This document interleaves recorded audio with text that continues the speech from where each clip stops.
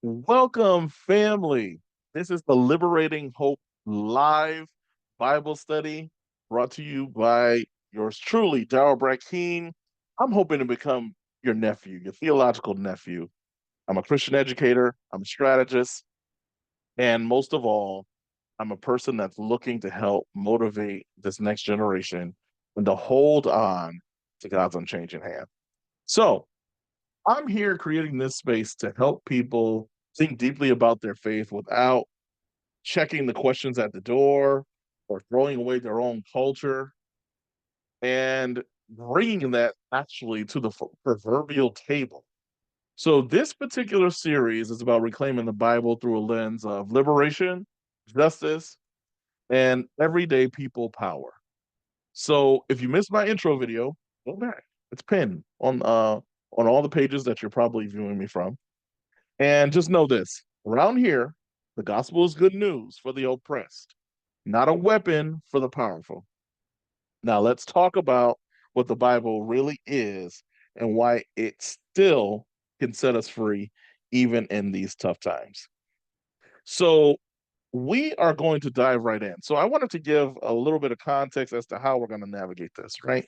So, um, when I'm studying the Bible, I like to be comfortable. I like to be ensuring that I'm in a free space that I can think, be open, trying to be in a quiet space.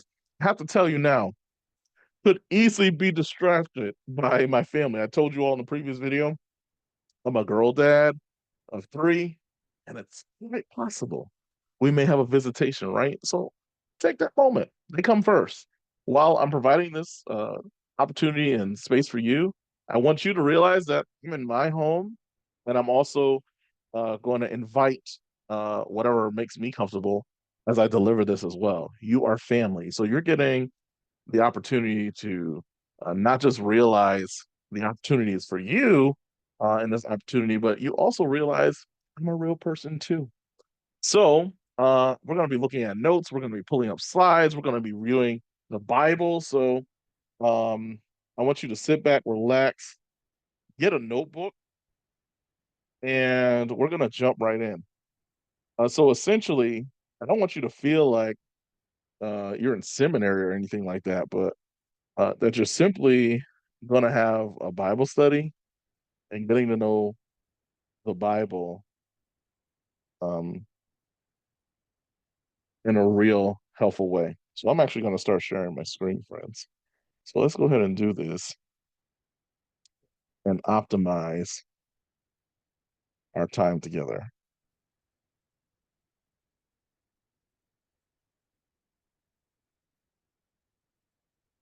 All right. So this first episode is entitled What is the Bible and Why It Still Sets Us Free. This is a part of the Liberating Hope live Bible study. It's a gospel journey. This is episode 1. And I just want you all to know that the intention is to actually begin to go through all the gospels, starting with the Gospel of Mark. And we're going to go in the order that the gospels were actually written. So it's authorship in the timeline that it was written. Oftentimes we read it Matthew, Mark, Luke, and John because that's the way the Bible generally sets it up. But in this series, we're going to actually read each gospel in the order that it was created, and we are going to begin to tie in portions of the story to make the chronological journey much more empowering. Also, it's nice to mix it up from time to time. So, the important thing that we need to get on the same page about is the Bible itself, right?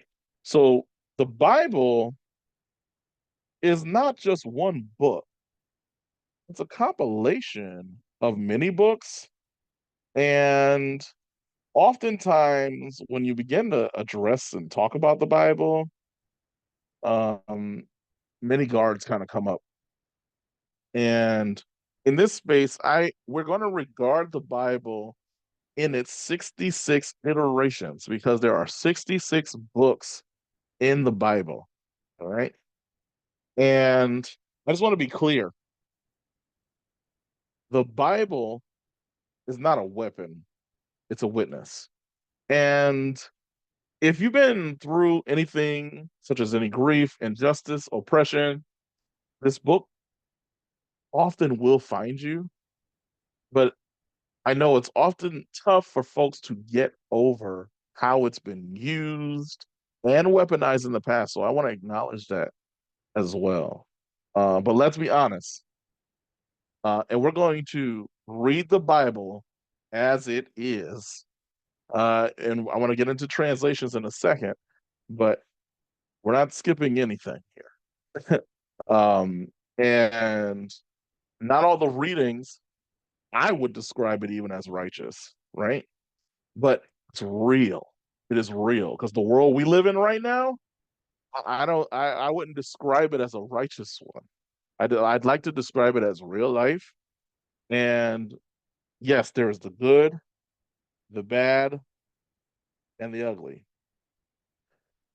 Now, very broadly, the Bible is probably one of the most radical compilation of texts that exists on planet Earth. It was written uh, by freedom fighters, poets, prophets, refugees, revolutionaries, farmers, fishermen. All right.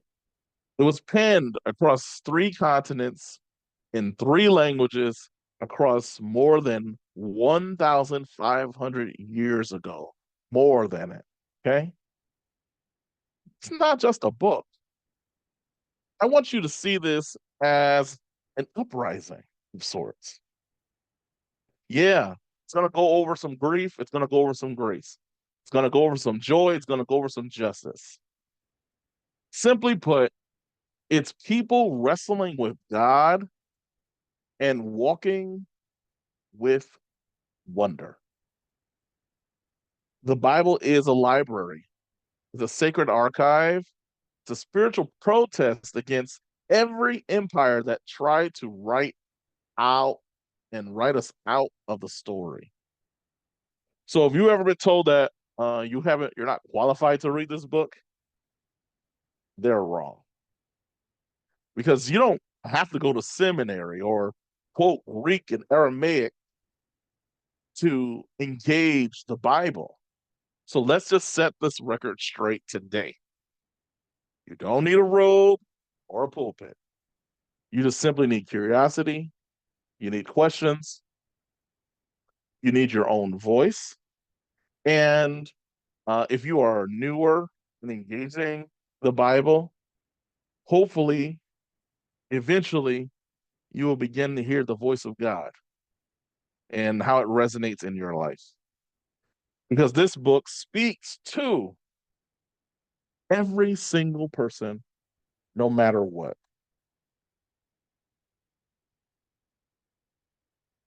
So it's important to address the Bible before we begin the Bible study by putting it into context.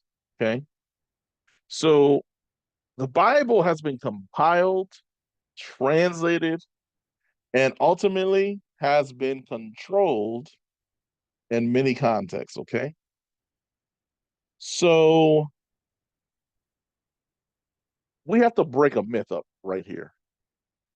The Bible didn't just drop out of the sky on a leather bound page with King James name stamped on it. All right. No, that's just not how it worked.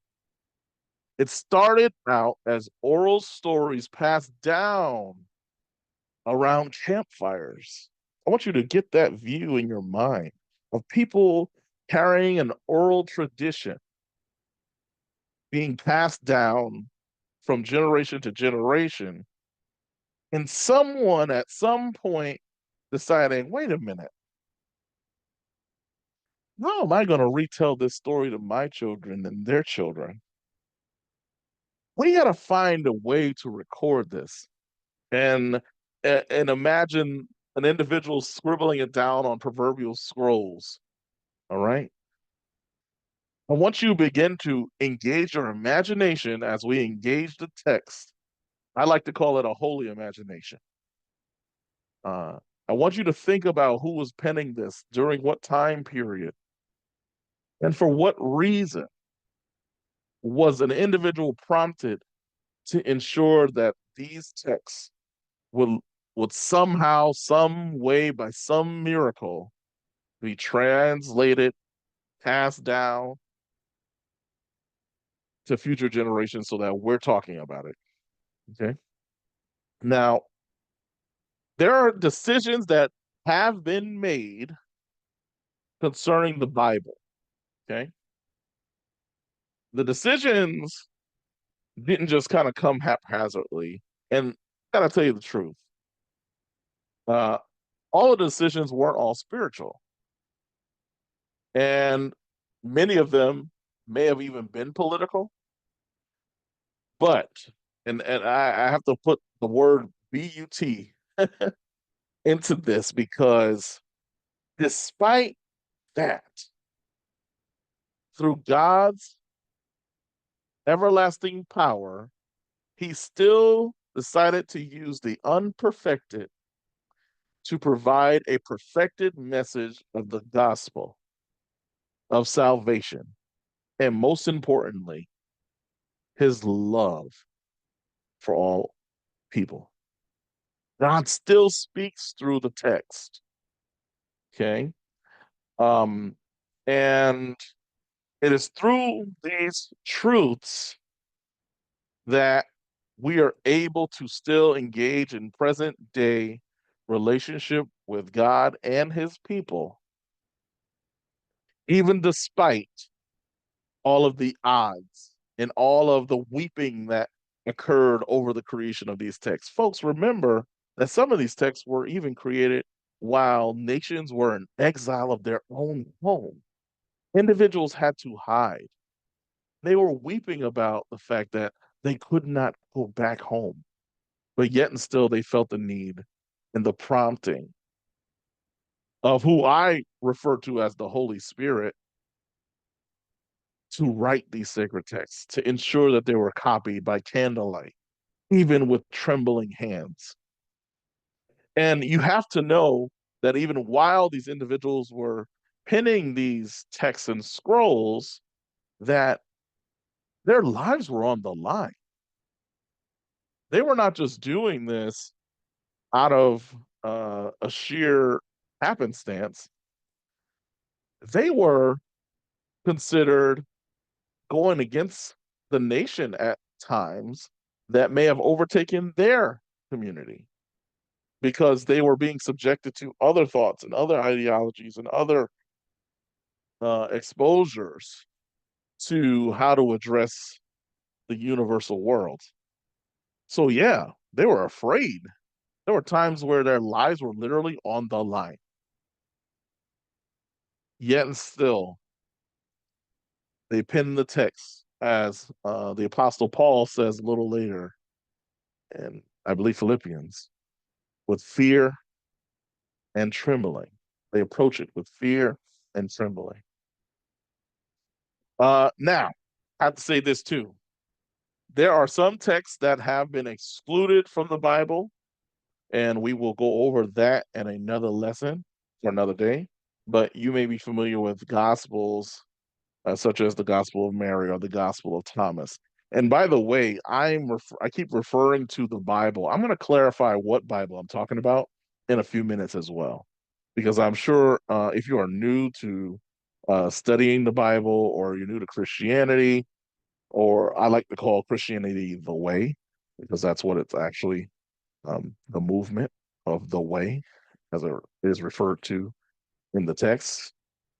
Um, you may not know um, that there are exclusions of the text uh, that has to actually be wrestled with as well. And we'll go over why, and who and where. We'll go over that in a future lesson.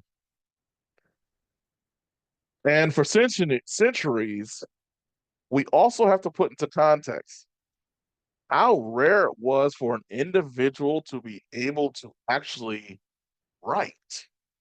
The gift of writing is a fairly recent one in the context of everyone universally knowing how to do it. So oftentimes individuals who penned these texts or knew how to even scribe were being told these stories verbally, and they were scribing it.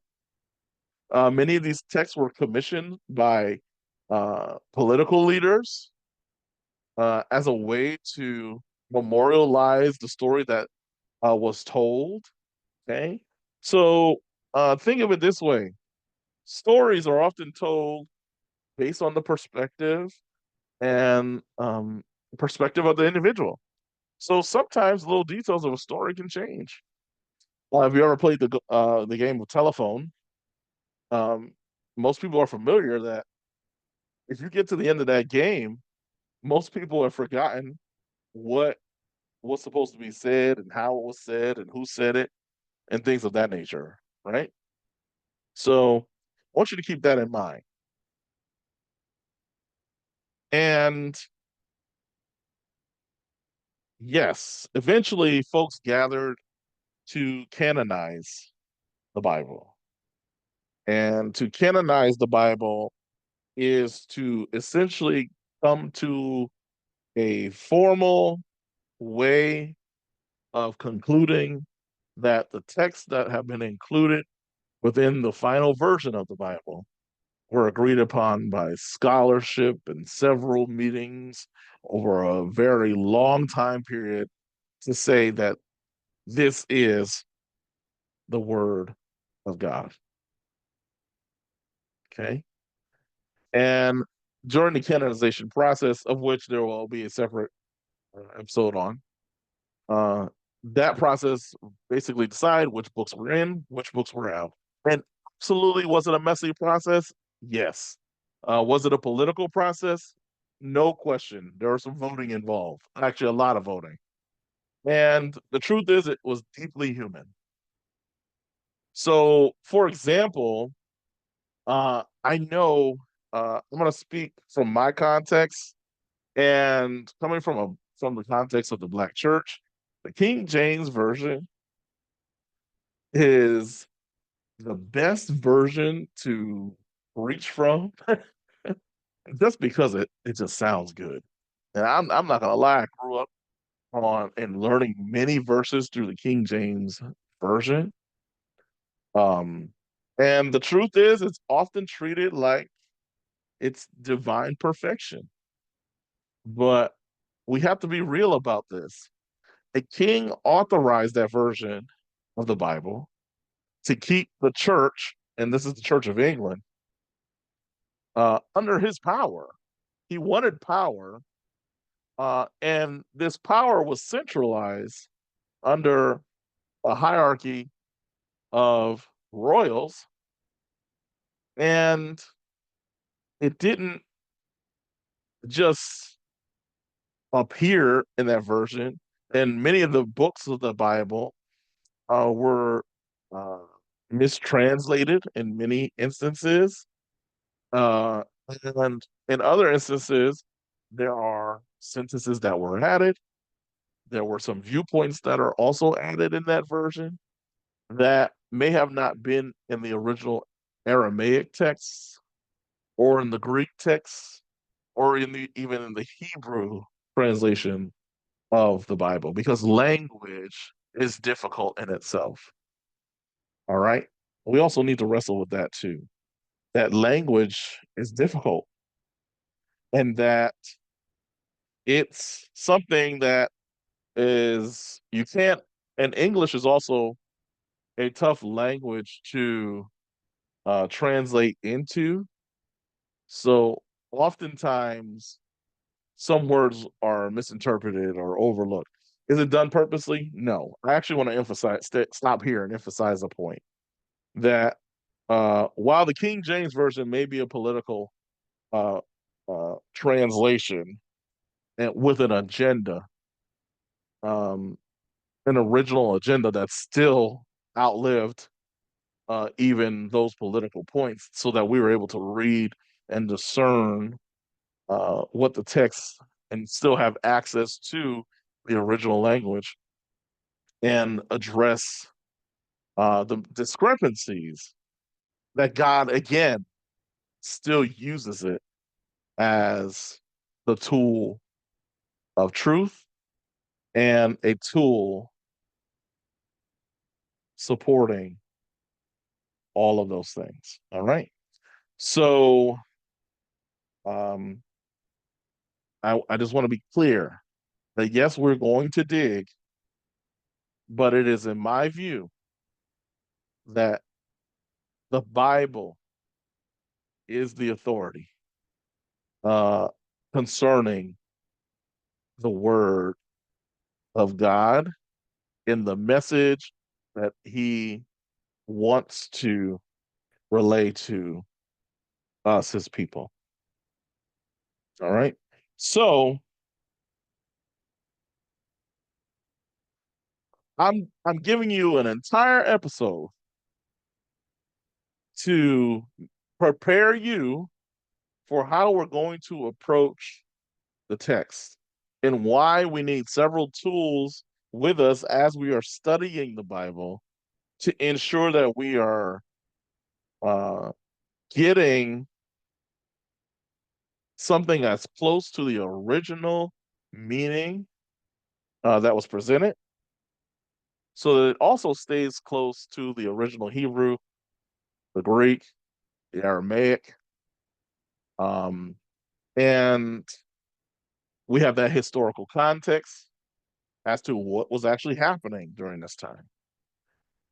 We can gain a literary awareness of what each book was. So the book of Psalms, for instance, is a book of songs. So songs are based in lyrical poetry. Okay. So it's important that you understand that there are even some books that were books of law that was meant for the context of the individuals of that time. While those laws may be applied, there are principles that still apply, although the context is different. All right. And then lastly, there are some texts of protest. I would even venture to say there are some texts of uh, of an agenda and propaganda. And I don't mean propaganda in a bad way. I mean it as, hey, look, we've got to secure this message in a way so that it lives on and that the gospel in particular, the gospel message of Jesus is not lost. All right. So it needed it. Yes, the agenda was to ensure that the message lived on. So yes, that is the agenda. All right. Now, what does all of this have to do with where we are today? Okay.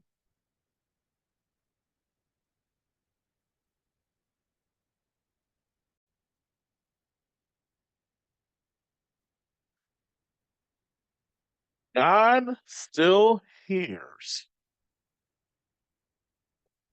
the voices of the overlooked. God still hears from those who are overworked.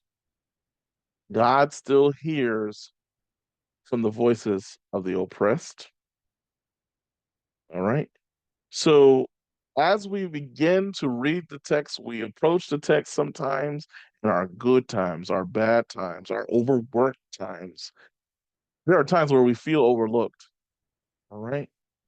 You can approach the text in any of those ways and still study, read, meditate, and pray, hear the voice of God, and be able to still apply what you've taken in and studied so that it benefits your life and your spiritual walk with God. I'd like to use the idea that God, even begins to use the inclusive language of the text in a way that draws many people universally. Okay.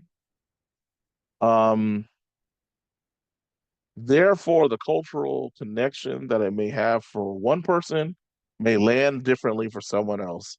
And you know what? That is absolutely okay. Right. And we find that the message of Jesus is still impactful today because think about even how he arrived on the scene. Okay. He is born to a teenage mother who, for all intents and purposes, was born in the hood, didn't have anything really, a very poor background economically, and yet he has lifted up the lowly. All right. So if God can be seen on the streets of Nazareth growing up in Bethlehem, being born in Bethlehem, growing up in the streets of Nazareth, to a teenage mother,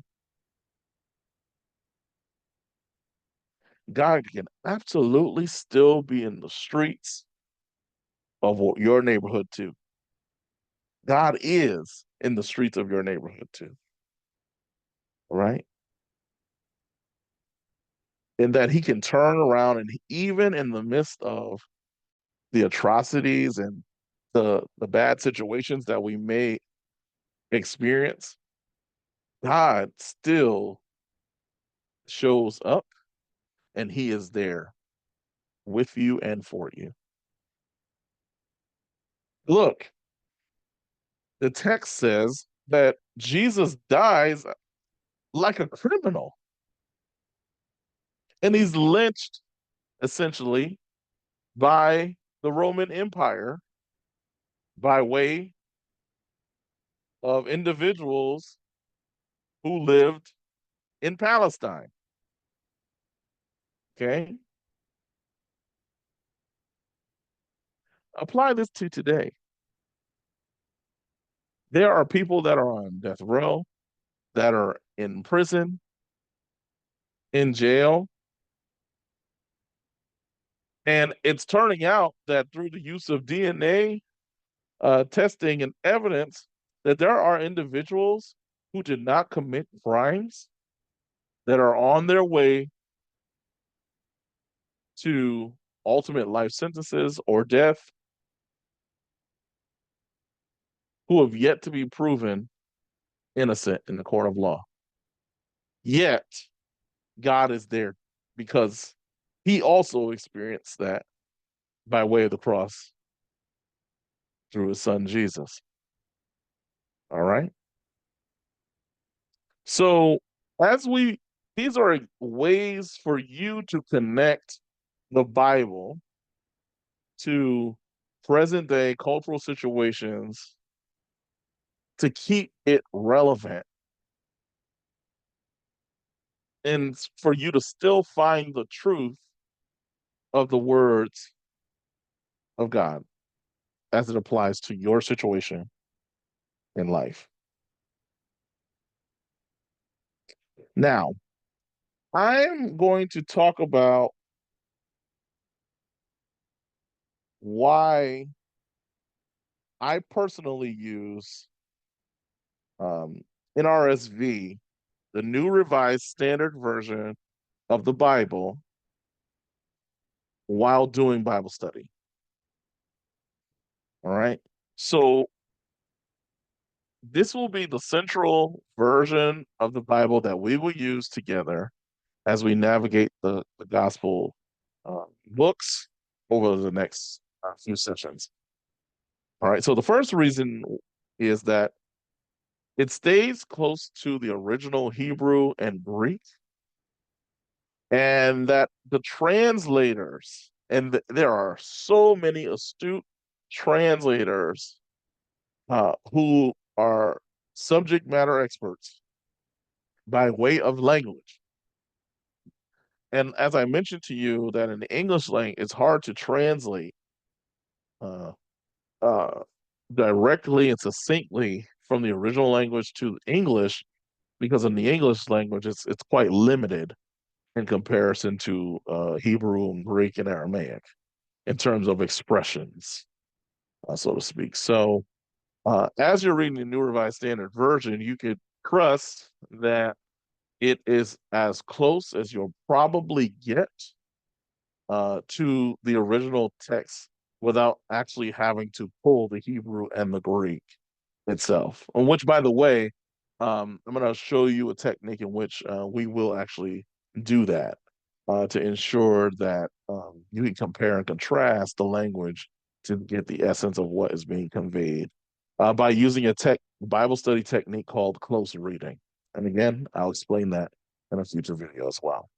The second reason why I use the New Revised Standard Version is that it does use inclusive language because humanity is wide and wondrous.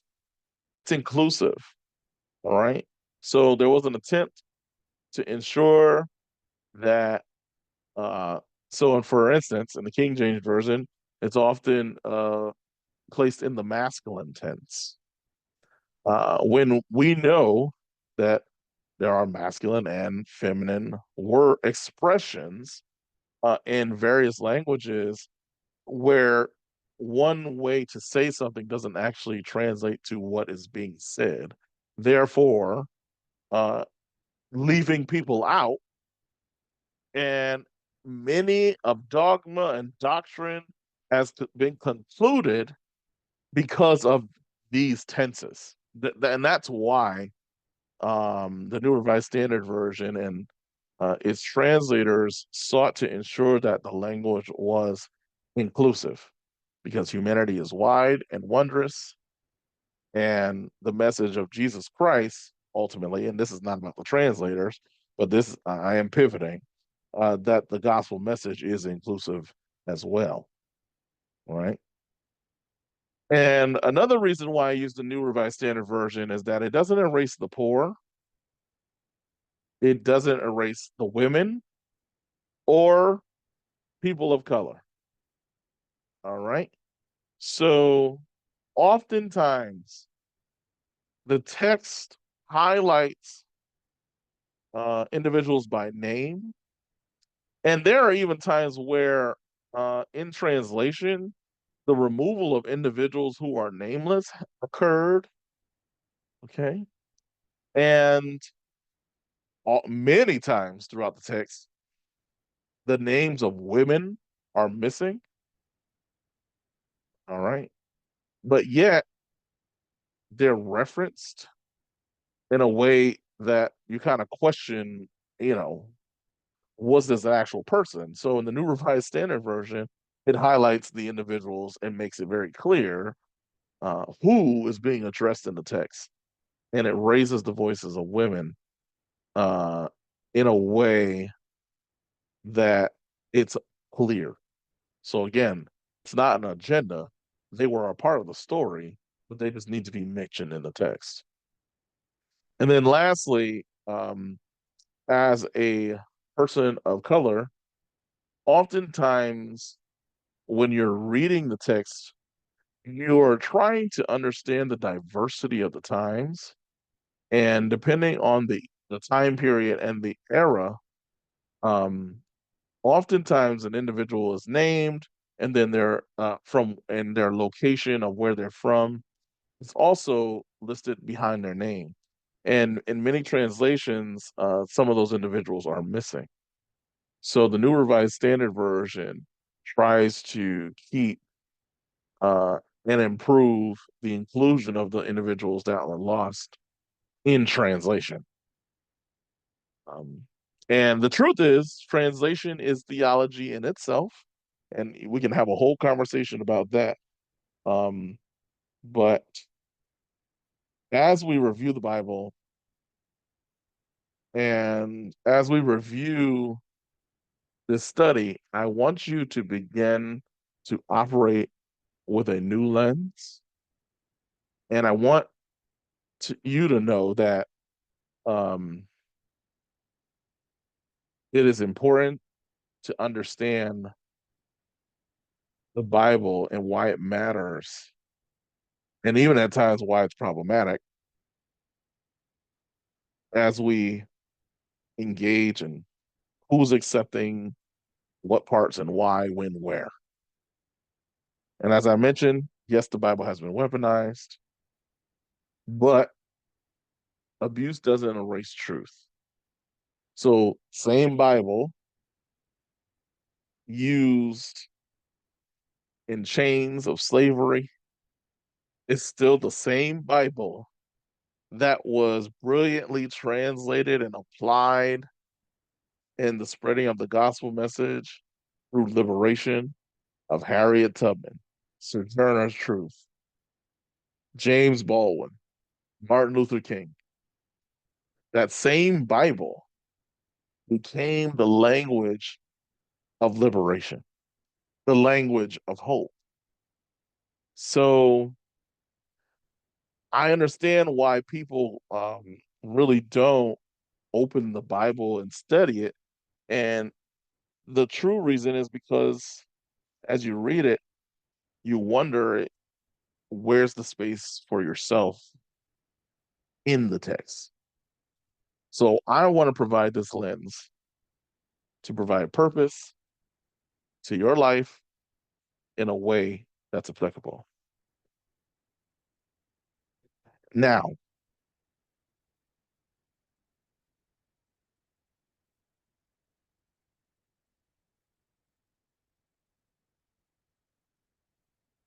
I would like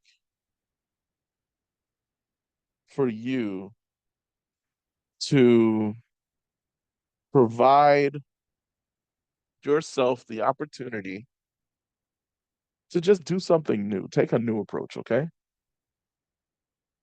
And in taking this new approach, I want you to see Jesus and his purpose and the need for salvation today.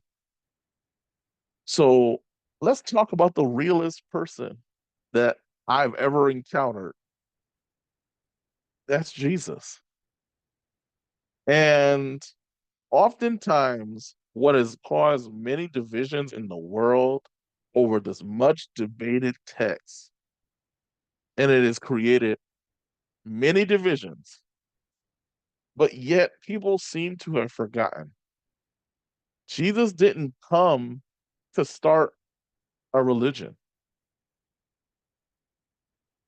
and he didn't actually come to start a literal revolution in the terms of politics that were happening in those times on the ground. And as we get in the text, we're going to see that there were some pretty disappointed people surrounding that, which is why uh, some of them actually kind of, uh, yeah, we'll talk about that another time. But he came to start a spiritual revolution. He touched the untouchables. He flipped tables. He fed the hungry. But he wasn't trying to build these grand cathedrals. He was building community. He was building kinship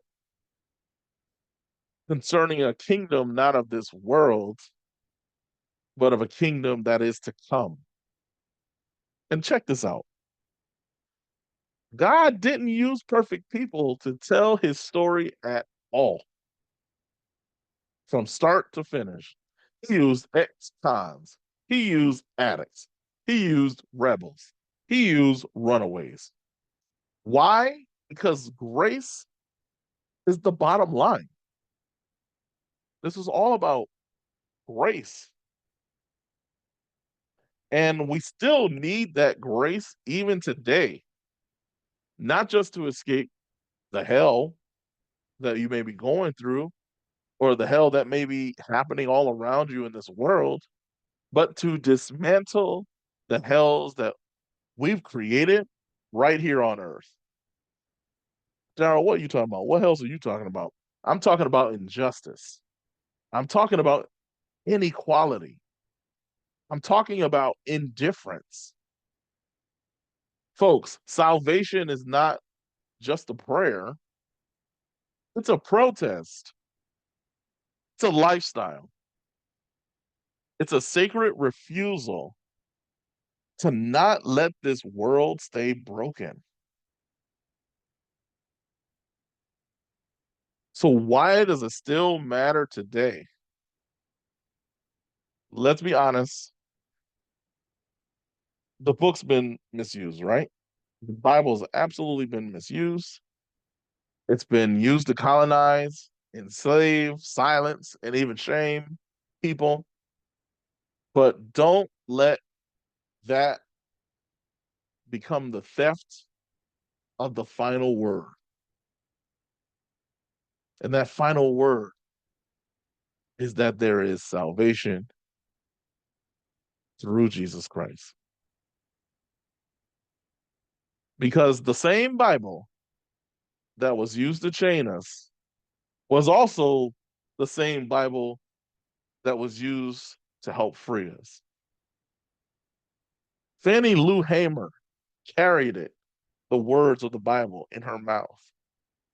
James Cone carried it in his bones. Harriet Tubman carried it in her pocket. The same word.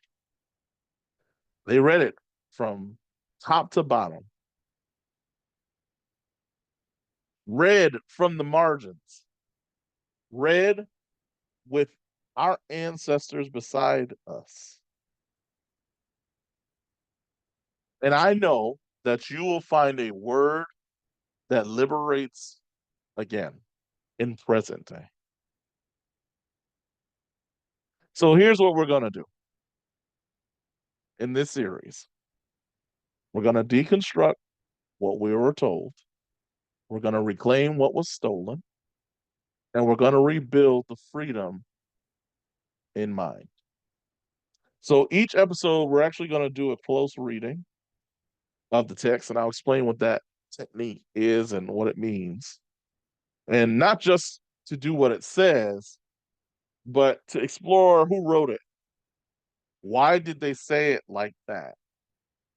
What's the resistance in hiding in the metaphor? And what does this mean right now in our lives, in our streets, and in our spirits?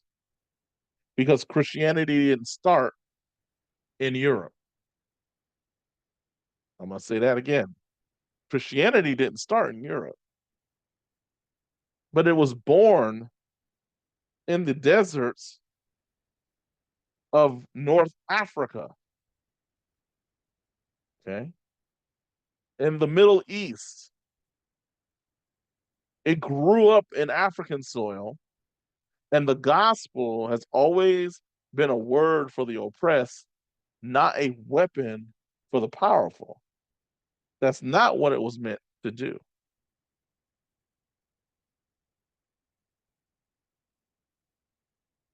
So, wherever you are, whether you're a believer, a doubter, or somewhere in between, this space is for you. All right.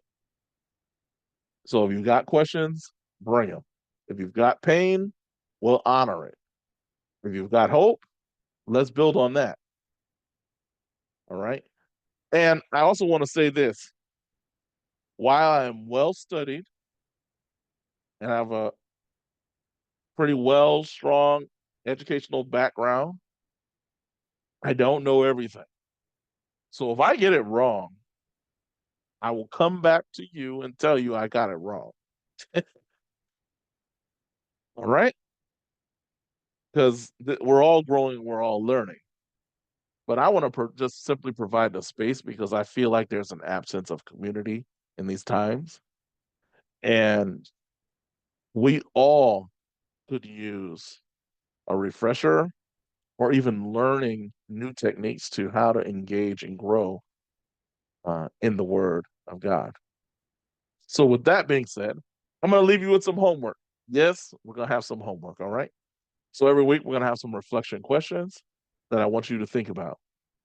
So the first question I want you to think about is, what have you been told the Bible is? What have you been told the Bible is? All right. The second question is, what do you want to find in it? That's a question. What do you want to find in the text? All right. And last question, what's one story in the scripture you want to reclaim for yourself or your community or your nation or the world? All right. Now, remember, this is Liberating Hope live Bible study. Subscribe to the Substack in order to continue to receive the in-depth Bible study over the next few weeks. Follow us on YouTube at Brackeen TV. You can follow me on TikTok at Professor Daryl Brackeen on TikTok, and we're going to continue this Bible study series. And we're going to walk this road together from Exodus to Emmaus, from survival to liberation, from Galveston to glory. This has been your brother, your theological nephew, and friend, Daryl Brackeen, and we hope to see you next time.